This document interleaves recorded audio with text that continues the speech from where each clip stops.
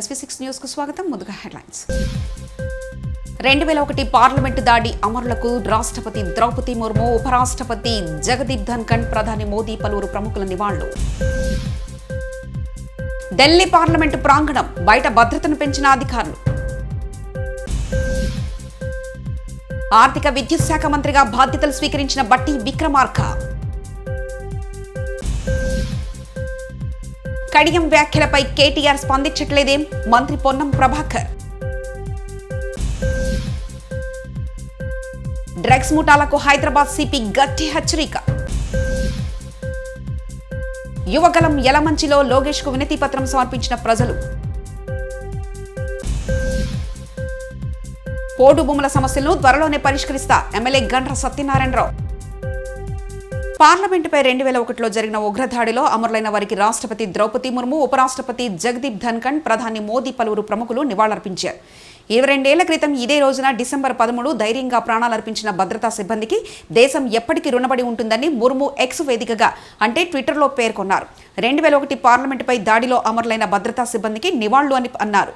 సోనియా గాంధీ, ఖార్గే, అమిత్ షా పలువురు కేంద్ర మంత్రులు అమరుల చిత్రపటాలకు పూలమాలలు వేసి నివాళులర్పించారు. బుధవారం లోక్సభ ప్రారంభమైన వెంటనే స్పీకర్ ఓం బిర్లా 2001 దాడి అమరులకు నివాళులర్పించగా సభ్యులు కొద్దిసేపు మౌనం పాటించారు. లోక్సభలో దాడి ఘటన నేపథ్యంలో పార్లమెంటు ప్రాంగణం బయట అధికారులు భద్రతను పెంచారు. సందర్శకుల అనుమతిని ఇప్పటికే సభాపతి రద్దు చేశారు. పార్లమెంటు వైపు వెళ్లే ప్రతి వాహనాన్ని, వ్యక్తులను భద్రతా సిబ్బంది క్షుణ్ణంగా తనిఖీ చేస్తున్నారు. బుధవారం నాటి ఘటన నేపథ్యంలో భద్రతను ముమ్మరం చేశారు. పార్లమెంటు పాసులు ఉన్నవారికి మాత్రమే పరిసర ప్రాంతాల్లోకి వెళ్లే అవకాశం పోలీసులు ఇస్తున్నారు. పార్లమెంటు భవనానికి దారితీసే మార్గాలన్నింటిలో అధికారులు బారికేడ్లు ఏర్పాటు చేసి భద్రతను కట్టుదిట్టం చేశారు. తెలంగాణ డిప్యూటీ సీఎం మల్లు బట్టి విక్రమార్క బాధ్యతలు స్వీకరించారు. రాష్ట్ర సచివాలయంలోని తన ఛాంబర్లో ఆర్థిక విద్యుత్ శాఖ మంత్రిగా ఆయన బాధ్యతలు చేపట్టారు. సచివాలయ అధికారులు ఆయనకు శుభాకాంక్షలు తెలిపారు. అనంతరం పలు శాఖలకు బట్టి విక్రమార్క నిధులు మంజూరు చేశారు. వాటికి సంబంధించిన దస్త్రాలపై ఆయన సంతకాలు చేశారు.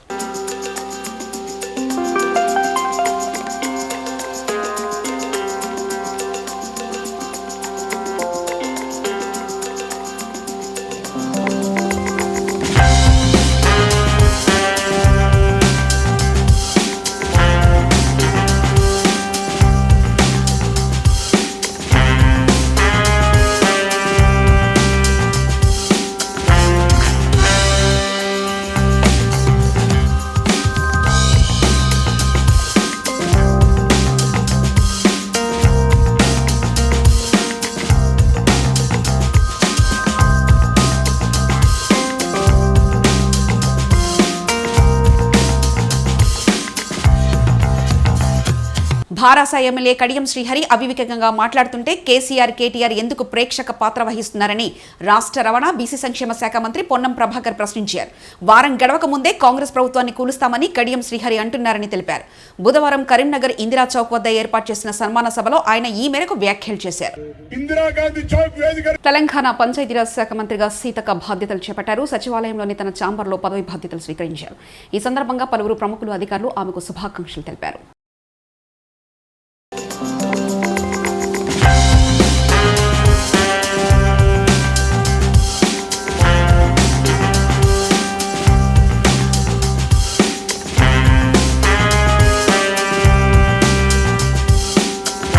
తెలంగాణ భవన నిర్మాణ శాఖ మంత్రిగా పొంగులేటి శ్రీనివాసరెడ్డి బాధ్యతలు చేపట్టారు.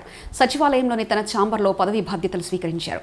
ఈ సందర్భంగా పలువురు ప్రముఖులు, అధికారులు ఆయనకు శుభాకాంక్షలు తెలిపారు.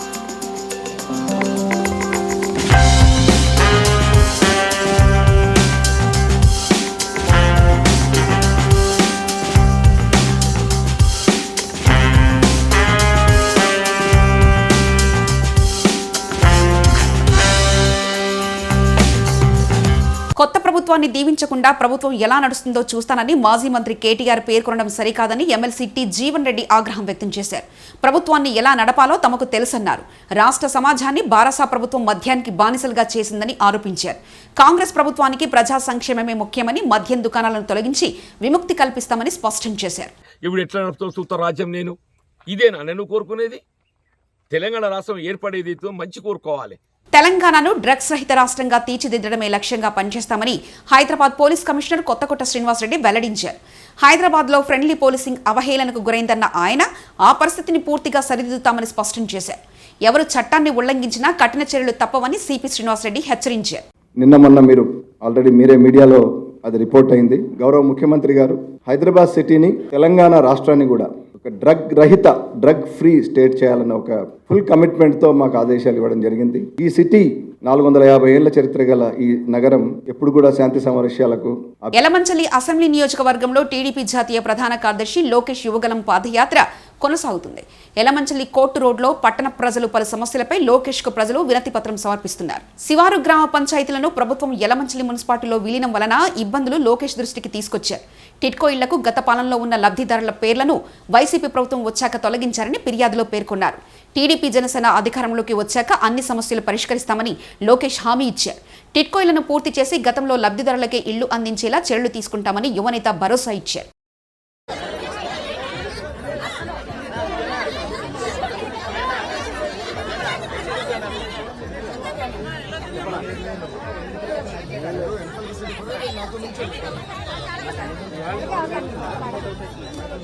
కోల్లూరు ప్రసన్నాంజనేయ స్వామి వారి ఆలయ పునఃప్రతిష్ఠ పూజా కార్యక్రమంలో పాల్గొన్న మంత్రి అంబటి, శాసనసభ్యులు నంబూరి శంకర్రావు బెల్లంకొండ గంగిరెడ్డిపాలెం శివార్లోని బెల్లంకొండ అడ్డా రోడ్డు వద్ద కొల్లూరు శ్రీ ప్రసన్నాంజనేయ స్వామి విగ్రహ పునఃప్రతిష్ఠ మహోత్సవంలో రాష్ట్ర జలవనరుల శాఖ మంత్రులు అంబటి రాంబాబు, పెదకురపాడు శాసనసభ్యులు నంబూరి శంకర్రావులు పాల్గొన్నారు.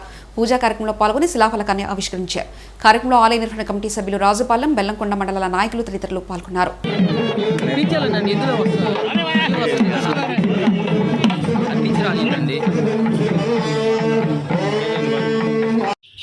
ఇది చాలా చిత్రమైన పరిణామాలు. కోళ్ళూరు ఆంజనేయ స్వామి చాలా ప్రసిద్ధిగాంచినటువంటిది.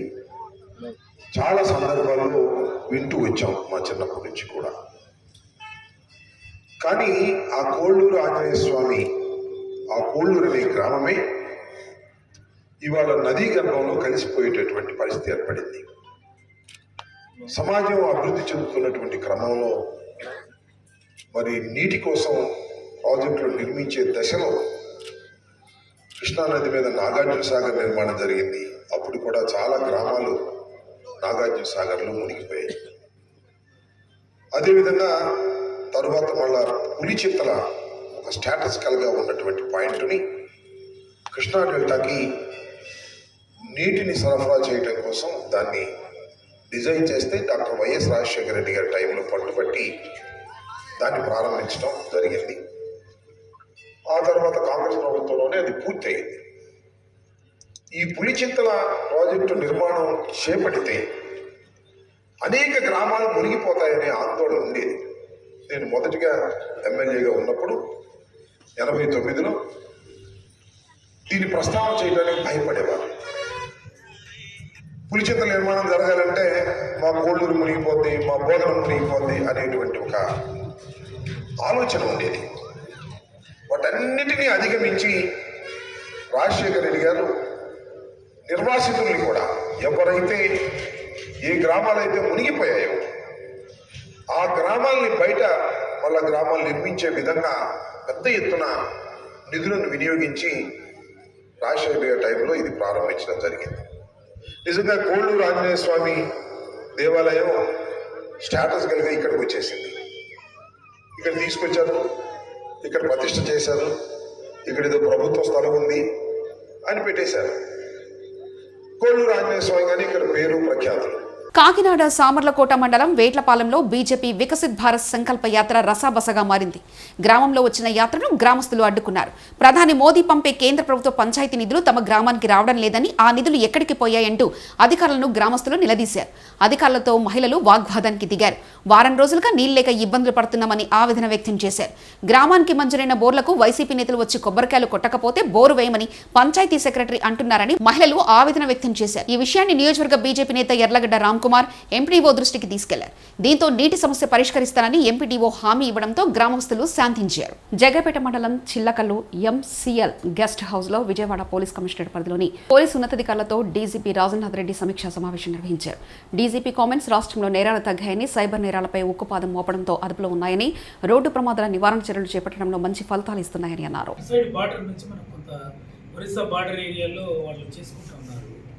ఆడ కూడా ఇటువంటి చర్యలు తీసుకోవాలనేది కొన్నిసార్లు మనం చెప్పడం జరుగుతుంది. సో అక్కడ కూడా టైట్ అయిందని అంటే కొంత అవైలబిలిటీ ఇంకా కూడా పడిపోతుంది. అందులో క్వాంటిటీ కూడా ఇప్పుడు సీజర్స్ తగ్గినాయి, ఎందుకంటే లార్జ్ క్వాంటిటీ ఇప్పుడు అవైలబుల్గా లేదు. పత్తిపాడులోని 3 రోజులుగా కొనసాగుతున్న అంగన్వాడీ సమ్మె తమ సమస్యలు పరిష్కరించాలంటూ అంగన్వాడీ టీచర్స్ అండ్ హెల్పర్స్ కళ్లకు గంతలు కట్టుకుని మోకాలపై నిలబడి నిరసన చేపట్టారు.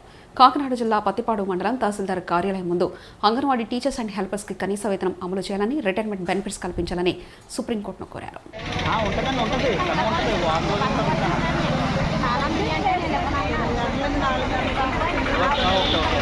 పత్తిపాడు ప్రాజెక్ట్ అధ్యక్షురాలని.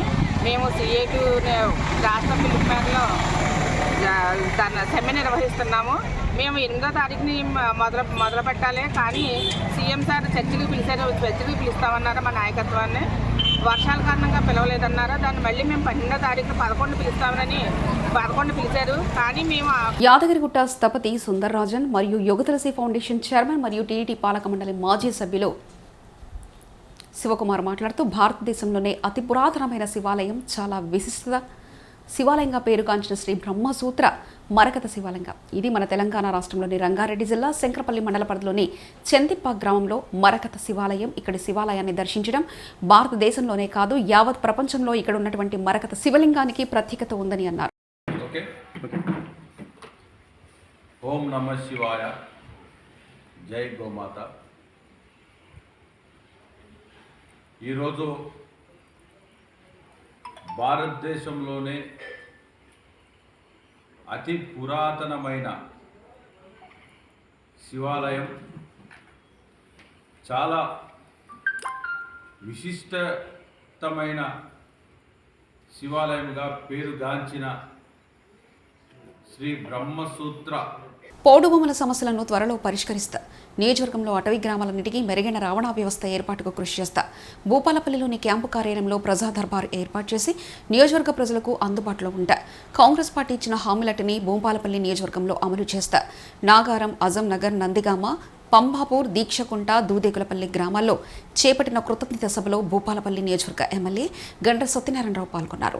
ఆయన మాట్లాడుతూ ఎన్నికల్లో నాకు ఓటీసీ అత్యధిక మేజర్తో గెలిపించి అసెంబ్లీకి పంపించిన అందరికీ నా జీవితంలో రుణపడి ఉంటానని అన్నారు.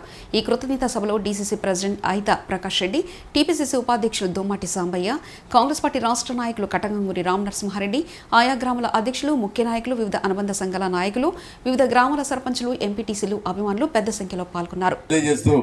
మీకు ఈరోజు ఓట్లేసుకొని బయటికి పోయినరని అనుకోకుండా మొదటిసారి నిన్న విజయోత్సవ సభ జరిగి మీ అడవి ప్రాంతాలకు వచ్చినాం. మొదటిసారిగా మీ గ్రామాల్లోకి వచ్చి ఈ విషయాలు చెప్తున్నాం. మీరందరూ కూడా గమనించి, మీరందరూ కూడా మీ సహకారం మాకు కావాలి. అధికారుల సహకారం తీసుకుంటాం. కుటుంబ సభ్యులు తప్పు చేసినా, కార్యకర్త తప్పు చేసినా, అదేవిధంగా అధికారులు తప్పు చేసినా ఎట్టి పరిస్థితుల్లో నేను క్షమించను. నిజాయితీగా ఉంటా, ప్రజలకు అన్యాయం జరగకుండా చూస్తానని, పేదోళ్లకు ఇందిరమ్మ ఇండ్లు కానీ, 200 యూనిట్ల కరెంటు కానీ, 2 లక్షల పంట రుణ మాఫీ కానీ, ఇవన్నీ కూడా నిరుద్యోగ యువకులకు ఉద్యోగ అవకాశాలు షెడ్యూల్ ప్రకారంగా టీటీసీ, బీఈడి, డిగ్రీ, అదేవిధంగా బీటెక్, ఎంటెక్ చేసినటువంటి నిరుద్యోగ యువకులందరికీ కూడా ఉద్యోగ అవకాశాలు కానీ చిత్తశుద్ధితో రేవంత్ రెడ్డి గారి నాయకత్వంలో మనం ఈరోజు కాంగ్రెస్ పార్టీ మీకు అండగా తోడుగా నిలుస్తుందని మీకు ఈ సందర్భంగా తెలియజేస్తూ, మరి అవకాశం కల్పించిన మీ అందరికీ మనస్ఫూర్తిగా 2001 పార్లమెంటు దాడి అమరులకు రాష్ట్రపతి ద్రౌపది ముర్ము, ఉపరాష్ట్రపతి జగదీప్ ధన్ఖడ్, ప్రధాని మోదీ పలువురు ప్రముఖుల నివాళులు. ఢిల్లీ పార్లమెంటు ప్రాంగణం బయట భద్రతను పెంచిన అధికారులు. ఆర్థిక విద్యుత్ శాఖ మంత్రిగా బాధ్యతలు స్వీకరించిన బట్టి విక్రమార్క. కడియం వ్యాఖ్యలపై కేటీఆర్ స్పందించట్లేదేం మంత్రి పొన్నం ప్రభాకర్. డ్రగ్స్ ముఠాలకు హైదరాబాద్ సిపి గట్టి హెచ్చరిక. యువగలం యలమంచిలో లోకేష్ కు వినతి పత్రం సమర్పించిన ప్రజలు. పోడు భూముల సమస్యలను త్వరలోనే పరిష్కరిస్తా, ఎమ్మెల్యే గండ్ర సత్యనారాయణరావు. ఇవి బులెటిన్ విశేషాలు. చూస్తూనే ఉండండి SV6 న్యూస్.